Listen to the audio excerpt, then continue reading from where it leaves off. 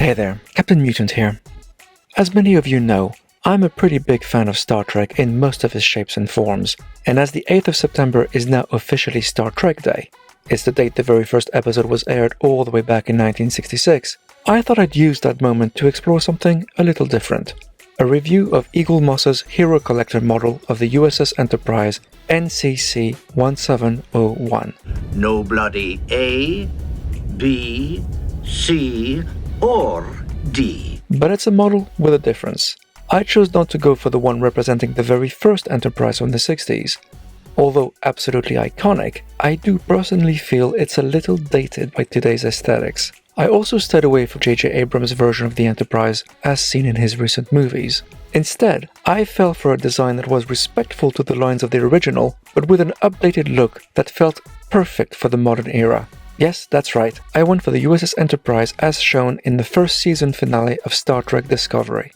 Now this video isn't a place to discuss the merits or lack thereof of this series, but merely to explore this specific model. Eaglemoss produces models in two flavors, regular and extra large. I chose the bigger version because I was keen to get a model with a good amount of detail, since this will be something to be displayed, not played with. The box is a nice deep blue showcasing the model on only one side, but really, we're not here to check out the box. What we want is the model inside of it. And here she is. What I like most about this version of the Enterprise is how faithful the dimensions have remained when compared with the original, but a lot more detail has been added. To me, it feels like it's a cross between the original version and the design we saw in the movies from the 70s and 80s. I love how the pylons are thicker and angled, and I really like the fact that there's a small split in between those pylons, and I appreciate the more complex detailing of the warp nacelles. The deflector dish looks like a traditional radar dish, as it should. The entrance to the hangar bay is quite different, with the landing pad protruding beyond the bay doors. In the original, those bay doors were placed right on the edge, but I like that change.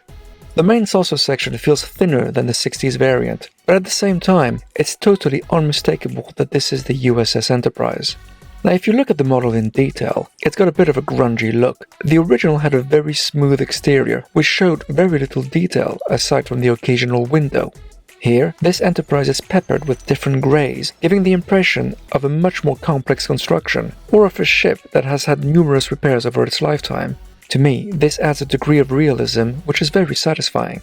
In addition to the display model, the box also comes with a magazine filled with photos and an interesting interview with the designers of this new model, giving us an insight into the design process and why they went in the direction they did. All in all, not only am I very happy with the improved USS Enterprise as seen in Discovery, and as we'll soon see in the forthcoming series called Strange New Worlds, I feel this large model is an excellent recreation of that iconic ship which has graced our screens for 54 years. I'm happy to give it 3.5 tentacles. That's all I have for today. Let me know what you think in the comments. Don't forget to add your support to my LEGO Ideas proposal, the link is in the description, and I'll speak to you next time.